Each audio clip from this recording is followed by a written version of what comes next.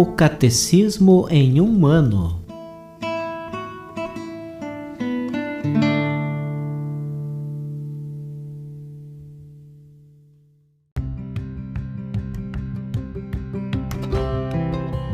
Olá, eu sou o Bruno, seminarista da Diocese de Ponta Grossa, Paraná. Você está ouvindo o podcast O Catecismo em um ano. Vamos ler todo o Catecismo da Igreja Católica ao longo de 365 episódios. Estamos utilizando a tradução em português apresentada pela CNBB em 2013, baseada na edição típica em latim. Baixe o plano de leitura por meio de um link que você encontra na página do Instagram, @o Catecismo em um ano, ou na descrição deste podcast.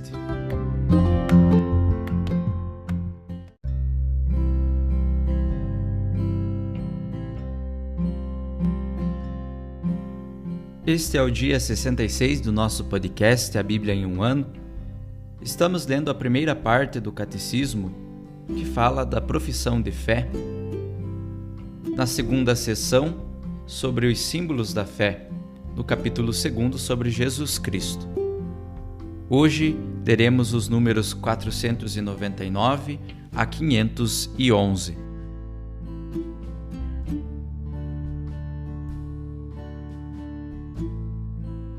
Maria, sempre virgem. O aprofundamento de sua fé na maternidade virginal levou a Igreja a confessar a virgindade real e perpétua de Maria, mesmo no parto do Filho de Deus feito homem. Com efeito, o nascimento de Cristo não diminuiu, mas sagrou a integridade virginal de sua mãe. A liturgia da Igreja celebra Maria como a Ei Parthenos, sempre virgem. A isto objeta-se por vezes que a Escritura menciona irmãos e irmãs de Jesus. A Igreja sempre entendeu que essas passagens não designam outros filhos da Virgem Maria. Com efeito, Tiago e José, seus irmãos, conforme Mateus capítulo 13, versículo 55, são os filhos de uma Maria discípula de Cristo, que significativamente é designada como a outra Maria. Mateus capítulo 28, versículo 1. Trata-se de parentes próximos de Jesus, conforme uma expressão conhecida do Antigo Testamento. Jesus é o Filho único de Maria. A maternidade espiritual de Maria estende-se, porém, a todos os homens que ele veio salvar. Ela gerou seu Filho, do qual Deus fez o primogênito numa multidão de irmãos. Romanos capítulo 8, versículo 29. Isto é, entre os fiéis, para cujo nascimento e educação ela coopera com o amor materno. A maternidade virginal de Maria no desígnio de Deus. O olhar da fé pode descobrir, tendo em mente o conjunto da revelação, as razões misteriosas pelas quais Deus, em seu desígnio salvífico, quis que seu filho nascesse de uma virgem. Essas razões tocam tanto a pessoa e a missão redentora de Cristo, quanto o acolhimento desta missão por Maria em favor de todos os homens. A virgindade de Maria manifesta a iniciativa absoluta de Deus em encarnação. Jesus tem um só Pai, Deus. A natureza humana que ele assumiu nunca o afastou do Pai. Por sua natureza, filho de seu Pai segundo a divindade, por sua natureza, filho de sua mãe segundo a humanidade, mas propriamente filho de Deus em suas duas naturezas. Jesus é concebido pelo poder do Espírito Santo no seio da Virgem Maria, pois ele é o novo Adão, que inaugurou a nova criação. O primeiro homem, formado da terra, era terrestre. O segundo homem veio do céu. 1 Coríntios, capítulo 15, versículo 47. A humanidade de Cristo é, desde a sua concepção, repleta do Espírito Santo, pois Deus lhe dá o Espírito sem medida. João, capítulo 3, versículo 34. É da plenitude dele, cabeça da humanidade remida, que nós recebemos graça por graça. conforme João capítulo 1, versículo 16. Jesus, o novo Adão, inaugura, por sua concepção virginal, o novo nascimento dos filhos de adoção no Espírito Santo pela fé. Como acontecerá isso? Lucas capítulo 1, versículo 34. A participação na vida divina não vem do sangue, nem da vontade da carne, nem da vontade do homem, mas de Deus. João capítulo 1, versículo 13. O acolhimento desta vida é virginal, por ser ela totalmente dada ao homem pelo Espírito. O sentido esponsal da vocação humana em relação a Deus é realizado perfeitamente na maternidade virginal de Maria. Maria é virgem porque sua virgindade é o sinal de sua fé, absolutamente livre de qualquer dúvida, e de sua doação sem reservas à vontade de Deus. Sua fé lhe concede tornar-se a mãe do Salvador. Beatior est Maria, percipiendo fidem Christi, quam concipiendo carnem Christi. Maria é a mais bem-aventurada por receber a fé de Cristo do que por conceber a carne de Cristo. Maria é, ao mesmo tempo, virgem e mãe, por ser a figura e a realização mais perfeita da Igreja. A Igreja torna-se também ela mãe por meio da palavra de Deus que ela recebe na fé, pois pela pregação e pelo batismo ela gera para a vida nova e imortal os filhos concebidos do Espírito Santo e nascidos de Deus. Ela é também a Virgem que guarda, íntegra e pura, a fé dada a seu esposo.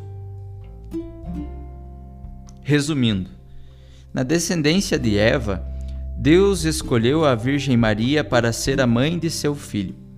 Cheia de graça, ela é o fruto sublime da redenção. Desde o primeiro instante de sua concepção, foi totalmente preservada da mancha do pecado original e permaneceu pura de todo o pecado pessoal por toda a sua vida. Maria é verdadeiramente mãe de Deus, visto ser a mãe do Filho eterno de Deus feito homem, que é Ele mesmo, Deus. Maria permaneceu virgem, concebendo seu filho, virgem ao dá-lo à luz, virgem ao carregá-lo, virgem ao alimentá-lo de seu seio. Virgem sempre. Com todo o seu ser, ela é a serva do Senhor.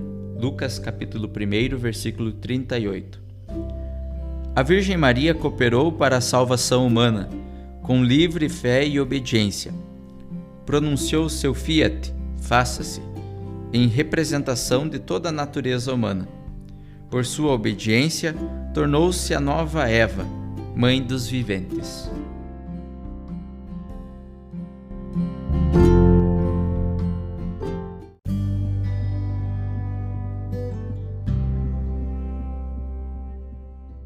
Como comentário adicional para o dia de hoje, ouviremos o discurso do Papa São João Paulo II na audiência geral realizada na quarta-feira, 28 de agosto de 1996.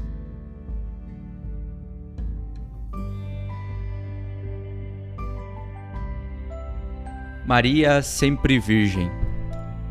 A Igreja manifestou constantemente a sua fé na virgindade perpétua de Maria. Os textos mais antigos, quando se referem à concepção de Jesus, chamam Maria simplesmente de Virgem, mas dando a entender que consideravam essa qualidade como um fato permanente, referindo-se a toda a sua vida. Os cristãos dos primeiros séculos exprimiram esta convicção de fé através do termo sempre virgem, criado para qualificar de modo único e eficaz a pessoa de Maria, e para exprimir numa só palavra a fé da Igreja em sua vida de virgindade. Já o encontramos no segundo símbolo de fé de Santo Epifânio, no ano de 374, em relação à encarnação. O Filho de Deus encarnou, isto é, foi gerado de modo perfeito por Santa Maria, a sempre Virgem por obra do Espírito Santo.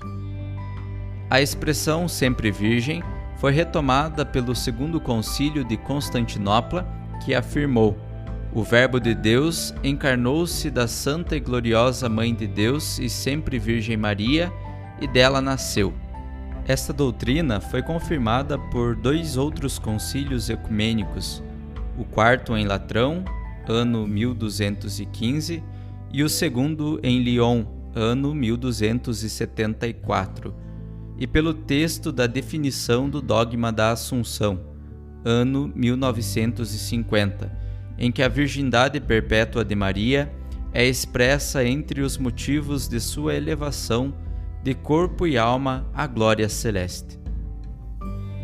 Usando uma fórmula sintética, a tradição da Igreja apresentou Maria como virgem antes do parto, durante o parto e depois do parto, afirmando, ao mencionar esses 3 momentos, que ela nunca deixou de ser virgem. Das 3, a afirmação da virgindade antes do parto é sem dúvida a mais importante, porque se refere à concepção de Jesus e toca diretamente no próprio mistério da encarnação. Esta verdade está presente desde o início e constantemente na fé da Igreja. A virgindade durante o parto e após o parto, embora esteja implicitamente contida no título de virgem atribuído a Maria já nas origens da Igreja, torna-se objeto de aprofundamento doutrinário, quando alguns explicitamente começam a questioná-la. O Papa Hormisda especifica que o Filho de Deus se fez filho do homem e nasceu no tempo como homem, abrindo o ventre de sua mãe ao nascer, conforme Lucas capítulo 2, versículo 23, e pelo poder de Deus, sem quebrar a virgindade de sua mãe. Esta doutrina foi confirmada pelo Concílio Vaticano II, no qual se afirma que o filho primogênito de Maria não violou a sua integridade virginal, mas a santificou. Lumen Gentium, número 57. No que diz respeito à virgindade após o parto, deve-se sublinhar, sobretudo, que não há motivos para pensar que a vontade de permanecer virgem, manifestada por Maria no momento da Anunciação, conforme Lucas capítulo 1, versículo 34, tenha mudado posteriormente.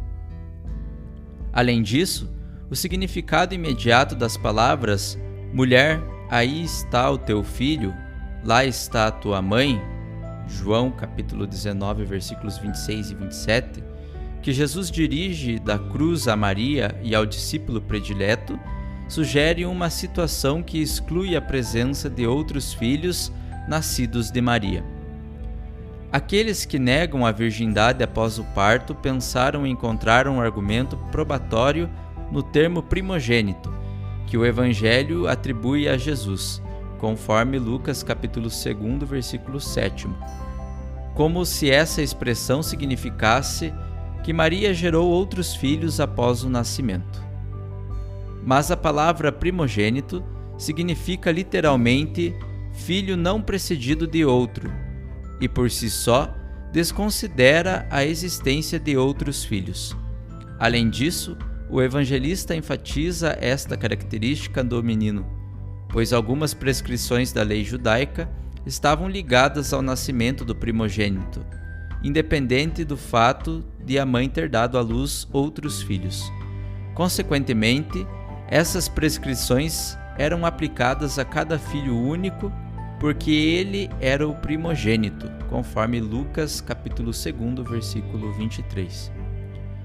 Segundo alguns, aqueles textos evangélicos que recordam a existência de 4 irmãos de Jesus, Tiago, José, Simão e Judas, estariam contra a virgindade de Maria após o parto.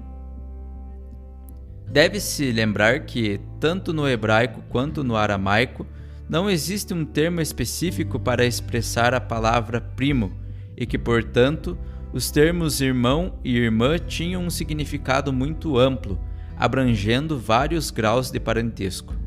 Na realidade, o termo irmãos de Jesus refere-se aos filhos de uma Maria discípula de Cristo, conforme Mateus capítulo 27, versículo 56, significativamente designada como a outra Maria, Mateus capítulo 28, versículo 1. São parentes próximos de Jesus, segundo uma expressão frequente no Antigo Testamento, conforme o Catecismo da Igreja Católica, número 500. Assim, Maria Santíssima é a sempre Virgem. Esta sua prerrogativa é consequência da maternidade divina, que a consagrou totalmente à missão redentora de Cristo.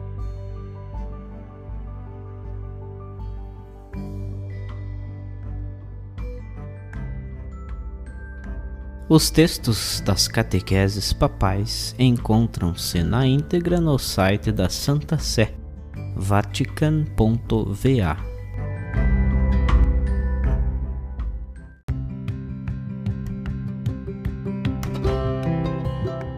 Você acaba de ouvir mais um episódio do podcast O Catecismo em um Ano. Continue nesse bom propósito de aprofundar o conhecimento e a vivência da fé católica e procure participar da sua comunidade. Rezemos por todos que estão fazendo esse caminho de leitura do Catecismo. Até amanhã!